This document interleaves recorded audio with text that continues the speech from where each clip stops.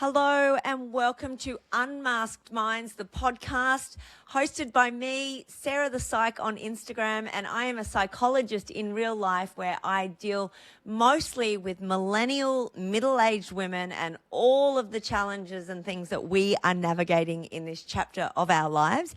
And today I am joined by my incredible sister, Dr. Kate, who is a psychiatrist, and we are in the middle of filming a little mini-series for this podcast on a number of topics that seem really relevant to the work that I do and to a lot of questions that my audience have and the work that you do, I guess. Yeah, absolutely. Yeah, so welcome back. Thank you. We have already filmed a couple of episodes, so if you really like this one, then you'll have to go and check those out.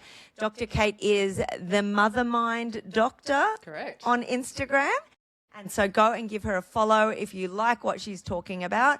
But today we are dropping into the topic of burnout. Burnout, yes. Burnout. Now, this is something that you are very passionate about working in this space. And for me, it is something I am really passionate about learning more about and understanding and helping women access support for this, because a little about my own personal journey and story has definitely involved some burnout. I think it happens to A-type personalities. Yeah, oh, exactly. And, you know, you and I obviously understand our family and our upbringing and a number of external factors that have led to that.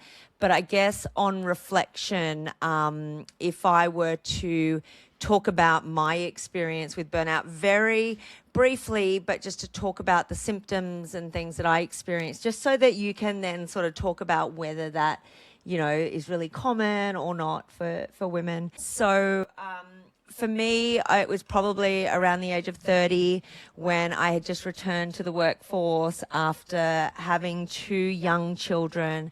I was working in a really senior executive position in, you know, the corporate sort of space. And when I returned from mat leave, which was only 4 months, I returned at the same sort of capacity of output and performance that I sustained before I left. And I guess I just kept burning the candle at every end. There were way more than 2 ends at my candle. And, you know, this is all beautiful in hindsight, isn't it?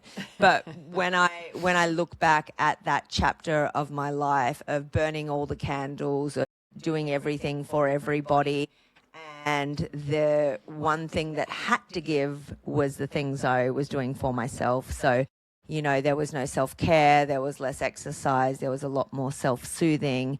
And I really started to just feel like this, I guess, shell of who I really was, but I didn't know what to do about it. So it just kept turning. I just kept going through the motions and I didn't really know. I knew there was nothing clinically, I use that word knowing that you might have some views on that, clinically wrong with me. I wasn't clinically depressed. I wasn't clinically anxious. I was experiencing a lot of anxiety at the time. But yeah, I didn't know what it was. And now that I look back at that sort of chapter for me in that corporate world and in motherhood, I believe I was experiencing burnout. And it sort of led to me leaving that space. And I do often wonder, you know, would things have been different if I didn't? If I understood how to support myself better? So I guess my first question is, does that sound like a familiar experience for you and the work that you do? And does that sound a bit like burnout? So I think you've touched on a lot of really interesting points in that. Thank you for sharing that. I think that a lot of people think it's not clinical and that's kind of probably the issue around this, because people talk about being burned out all the time. It's almost part of, you know, everyday life. I'm so burned out. You know, it is something that people are feeling, but they feel like because it's not a diagnosis, and we'll talk about that, therefore I'm not entitled to help for it. And that's actually the crux of it. I truly believe that's really resonating with me. It was so unknown that that's an actual thing. Like if I'd met all the criteria for depression, I would have known where to go and what to get for help. Right. Yeah, exactly. Okay. So really interesting is that burnout is actually a diagnosis, but not in the DSM-5, which is the diagnostic statistical manual that we use for mental health disorders, if you like, in Australia, and it comes from America.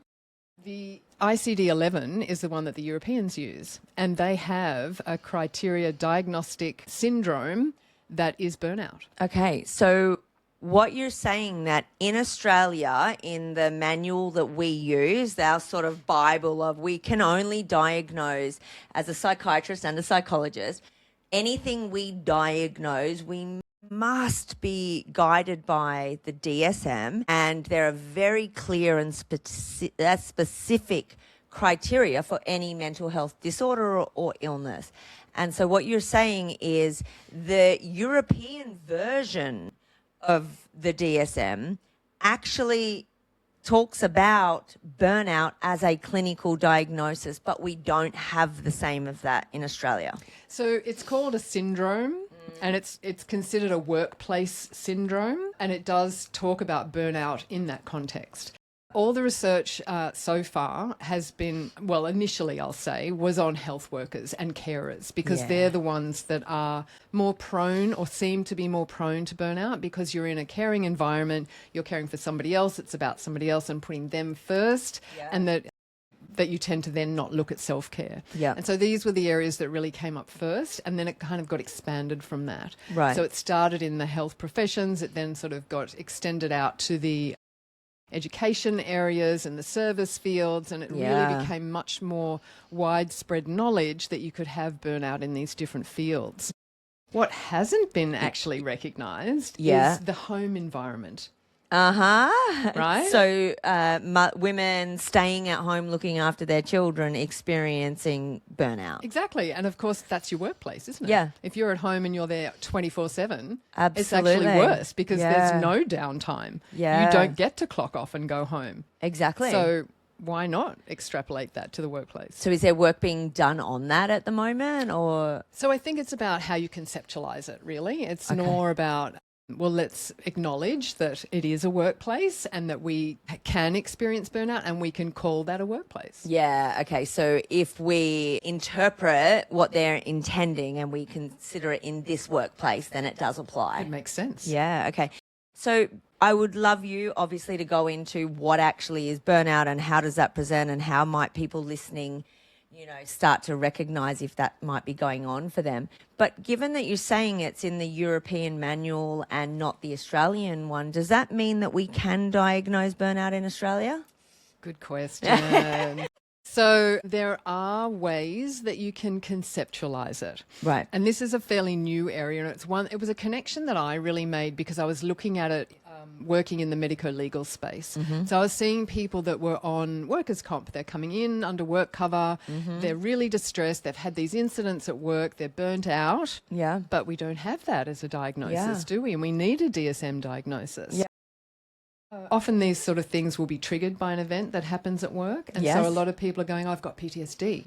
I'm going, well, actually, according to the criteria, you can't say PTSD if it's not a life-threatening event. So the fallback position from that is called, and it's not a great term, adjustment disorder. So I'm adjusting to The situation, the stressor. cognitive loads and the stresses of work and home or whatever. Right. So, I mean, the criteria are that you have this sort of physical exhaustion, the mental exhaustion or the emotional, disconnectedness. Yeah. But also this kind of cynicism, and your effectiveness at work is depleted. So they're the kind of three touchstones for burnout. Yeah. And when you experience a workplace stress, an issue that leads to work cover, they're the kind of things that if you actually look at the criteria, they can actually fit under an adjustment disorder, which comes under the DSM. Yeah. Okay. So in Australia, we may be diagnosing at the moment burnout as adjustment disorder in order to access supports potentially for that person? Well, you could. I mean, it's a new space. It's not something that's broadly across the system, but it's certainly opportunity. Okay. And that's where I've been working in that space. Yeah. Yeah. So tell me about, for people listening, that whether they work in a corporate environment. Now, my previous knowledge is all about burnout in corporate because that's where I have been. But I totally hear you in the sort of education and medical, like all these service areas, it's quite prominent, isn't it? But what are the symptoms across, I guess, all of them, whether you're working at home, in corporate or medical or whatever, what are the symptoms people should be looking out for? So I guess it's that fatigue is the big one that comes up. I'm just tired all the time. There's nothing wrong with me. I'm not depressed necessarily. I don't fit that criteria. I'm not anxious per se. You could have features of those, but it's not the driving part of it. But it's this kind of exhaustion. It's the physical, the mental, just dragging your feet, feeling like you're walking through mud, but also that kind of almost dread, oh God, do I have to go back to work? What am I going to do? I really don't want to do this, that kind of feel. The really interesting thing around this, there's been some research done in Australia. Because the original research was done by Christine Maslach, and she developed this screening test that you can do for it. So you can actually measure it. Yes. And you can quantify levels of burnout and then measure it. If you do an intervention, go and have some treatment, and then you can see at the end whether that's worked. Interestingly, that original work really focused on those kind of three criteria, the physical, the emotional, and then this kind of workplace effectiveness. What the Australian research, and based in Sydney, I think it was University of New South Wales, it was Gordon Parker, who's a psychiatrist, they really looked at, in their studies, the other features that can contribute to burnout. And personality factors like perfectionism is one of those traits that really can contribute to you developing burnout. Yeah, because, what is really interesting is people come to me as a psychologist all the time with those three criteria. And often with those three, the symptoms that meet that criteria. And often I will say, feels like you're experiencing burnout, as a more casual, not a diagnosis, that this is what's going on for you. And usually the work I do with them as a psychologist is around, well, what is happening internally that is causing you to behave this way? And often it is, I use the word schemas, often it is these patterns of thoughts, feelings and behaviors that you have internalized or adapted or creative as a result of the environments or the family or your parents that you've been Learned exposed to. Yes, And, often what I see is people with an unrelenting standards schema, and I smile because I quite openly talk about it being my dominant schema. Yep, we can relate. When someone has been exposed to or raised in an environment and essentially they start to believe or feel that their sense of self-worth comes from their achievement and their performance and their outcomes, then when you put a person like that into certain environments, workplace environments, for example, then, and you sort of say, here are the hoops, jump through it. And here's the expectation and here's the reward. You will get validation or a pay rise or a promotion or something like that. Then we find that people with these types of schemas really thrive in these environments because people with an unrelenting standard schema will prioritize their performance and outcomes over anything else, right? And whilst it can be absolutely fantastic in certain stages of your life, early 20s, out there kicking goals, getting all of the validation through all of these external sort of things that you're achieving, people don't really notice the shift until something changes, like becoming a parent. Well, then you haven't got the focus solely on you anymore. It's about other people as well. Yeah. And what you start to notice then is usually when you have these types of schemas, you can throw yourself in and do everything, and the only thing you're trading off is yourself. But you can survive on a certain amount of no exercise and shitty food and stuff to get the outcomes, right? Until you get burnt out. Yeah. So it's sometimes I feel it's this. So I guess to start with, that's sort of the work I do as a psychologist with people who may be in this space. What's happening to allow you to get to this point? The other thing I will say is that kind of adds into the other aspect that came out in the work that they were doing in Sydney, is the research. is that they found that people who looked at their work in different ways had different susceptibility. So Yeah. if you look at your job as just, this is how I'm going to get money and go home and be with my family, much less propensity to get burnt out. Yeah. If you look at it like a career, then next level, your sort of mid-level vulnerability to get burnout.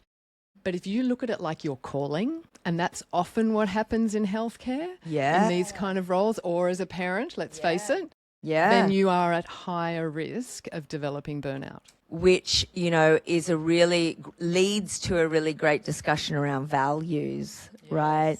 Often people, and this was certainly my situation, often people that are experiencing burnout aren't clear on what their values actually are. And so they've absorbed or inherited the values of those around them. I know you're laughing at me because you have the same father as me. We do not have the time for that. There. But, that is something, often I'll say to people, they've got these schemas and it's like, where did you get that from? But with a lack of awareness, without putting a spotlight on it and sort of saying, it's not just like burnout's not just one thing. It's this combination of so many things, isn't it? It's the way you think, the way you see your job, the way you do or don't know what your values are, the way you feel in response to them, and then the behaviors. Yeah, and it really comes back to this idea also of responsibility, this overdeveloped sense of responsibility, or this idea that you have to look after everybody else before you look after yourself. And these are really sort of high risk traits as well. So I would call that a self-sacrificing schema, right? And, women, traditionally have been valued when they are self-sacrifices, right? So we are this entire generation of women who have watched the generation before us be praised for she put everybody's needs before her own, or we've seen it in movies, every time I've been to a funeral, you hear it in eulogies. Oh, she was so selfless. She was so this. She would take the shirt off her back. And we're finally starting to listen to that and go, why? Right, exactly. Right, but that's huge. And that is something that I know you work with burnout with both males and females, but it's something that trait specifically as self-sacrificing is certainly really prominent in females of this generation. And you raise a really good point because it does present differently in males and females. Okay. So women tend to internalise things more, men tend to externalise, and that happens in a lot of different disorders, I guess. I guess as well, typically, traditionally, women are holding a lot of the mental load and responsibility at home as well. And if we go back to sort of my example, I probably could have returned to work and performed at that level. It was unrelenting, that level, but it was like, actually now I have this huge new piece of me where I am also the default parent.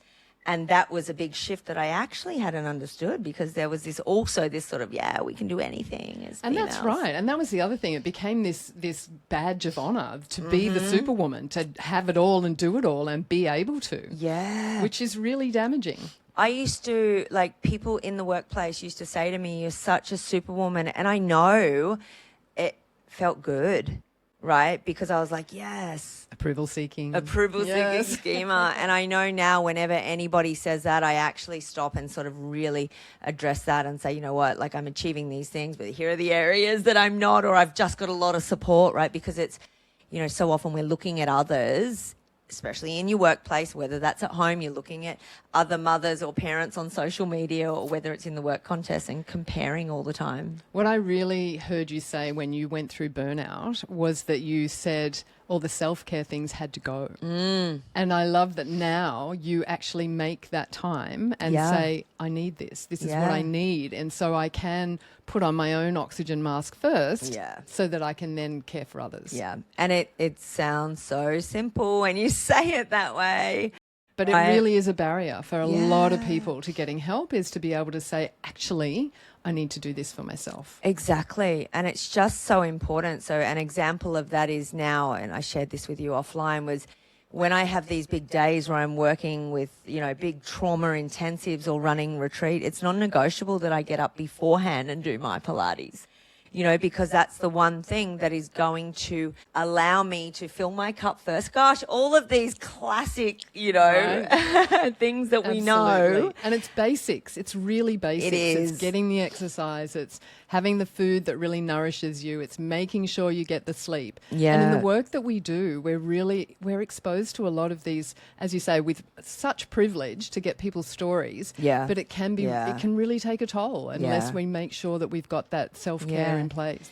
One thing that just came up for me, and I know will for many others, when you just said, make sure you get enough sleep. There was a part of me as a mother of 4 children, some of them did not sleep very well, that when health practitioners said that to me, I was like, fuck you. Right? Yep. I would sleep if I could, right? What do you say? I mean, I've got what I would say to that, but what would you say to women who really, it is not their choice that they're not sleeping due to their family situation? And that's absolutely fair. And every, I guess, approach has to be tailored to the individual. So you can say, these are all the targets you need to hit. But in fact, you need to be kind to yourself too. It's not about saying, I have to get 8 hours. Yeah. It's about, well, if I don't get the optimal sleep, how can I support myself today?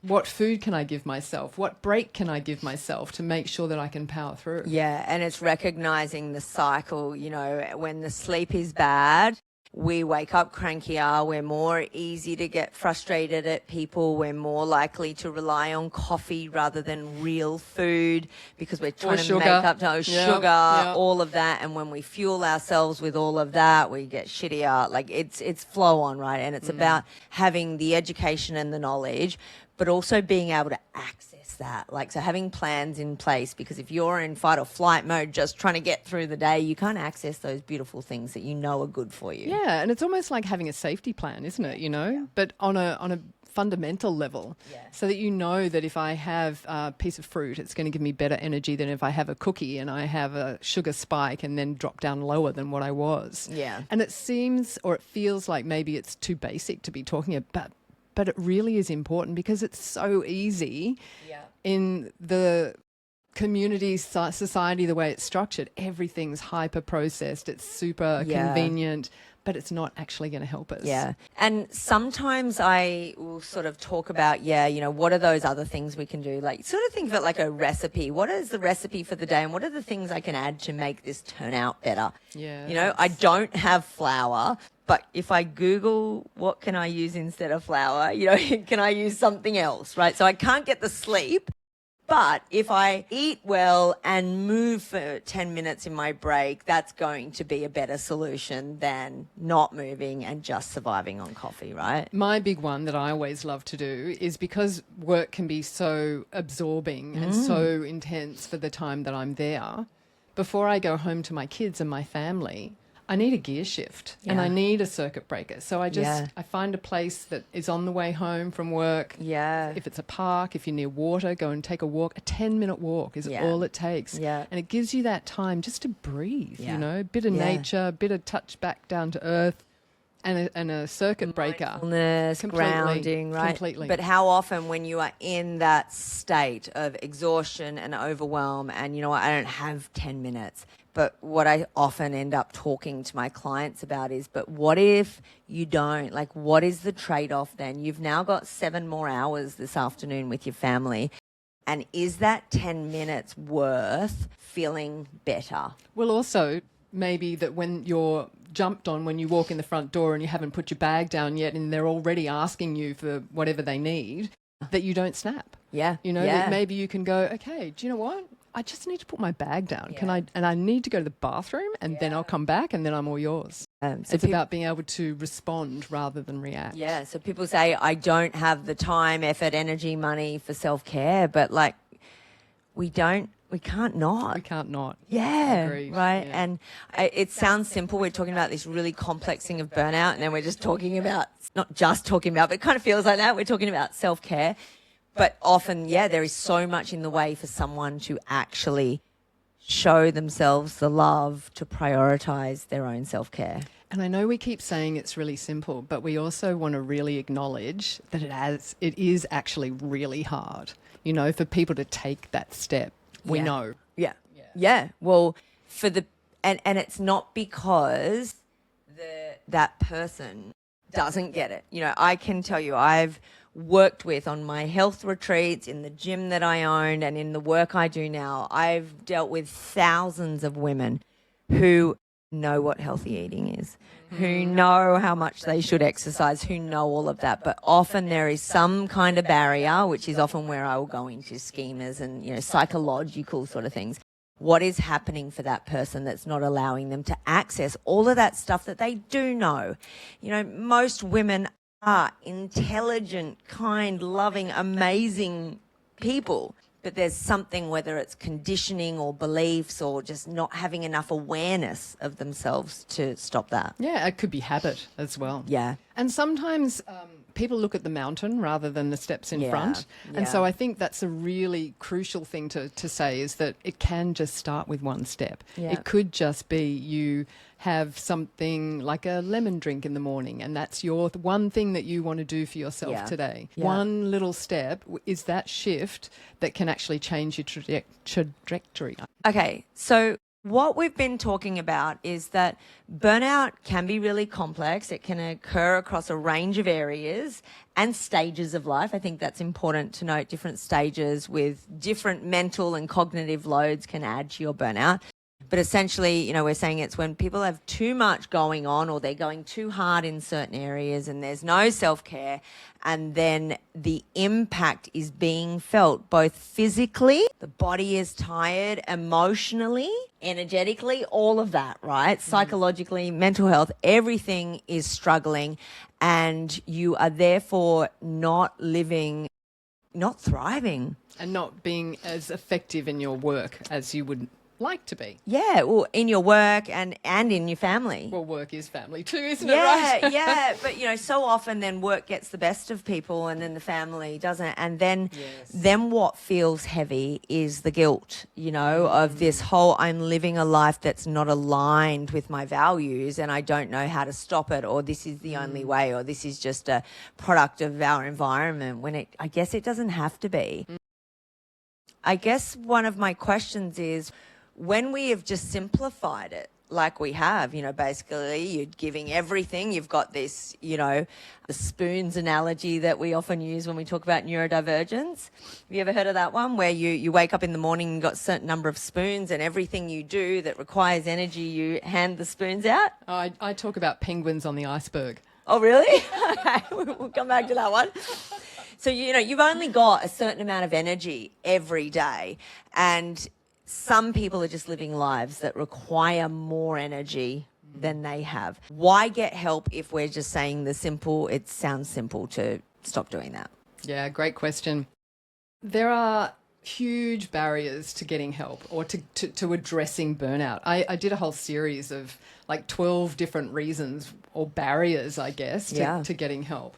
And sometimes it's about your values. You don't value yourself as much as others. Sometimes it's money. Sometimes it's, you know, there's a lot of different reasons. Time, there's a lot of different factors that can go into it. So I think even though you cognitively know that these are the things you need to do, if you can get somebody to help you, it means that they can hold your hand to start the journey. You know, it's not about even following all the way through. It's just about getting the tools, getting it in place, taking the first step. And having the training wheels on, really. Yeah. It's kind of like, you know, something I say all the time to clients and anyone who'll listen, really, is like, I watch tennis on TV and I kind of know the rules of tennis and I know how to play tennis. But if I'm going to go and become really good at tennis, I'm going to get a coach to really show me, because whilst I think I understand all of this and I think you hit it this way, like a coach that really understands it is going to support me to get there faster, potentially, more efficiently, and I'm probably going to enjoy the process more. Well, also they'll have specific training techniques that are proven. Yes. And that's where we start talking about evidence-based. Yes. And I know that sounds like a clinical term, but what it means is that it's proven. Yeah. It means that they've researched it, they've worked out what works, and so then you can rely on the advice of what you're getting Which is about how to so approach it. important, which, you know, we talk about this all of the time. Which professionals do you go to? And it's so confusing out there. Do I see a coach? Do I see a somatic person? Do I see a psychologist? Do I see a counselor? Do I see a psychiatrist? And one of the things that we are very passionate about as health professionals, which I guess is what led us to do the training and education and qualifications, is evidence-based work. Absolutely. Okay. Okay. So we get it, and, you know, a lot of people are probably relating to this burnout at the moment. We've talked about it culturally in Australia. So what? Yeah, good question. Where do we go? What do we do next? So I think that it's really not a developed space here in Australia because it is so unregulated.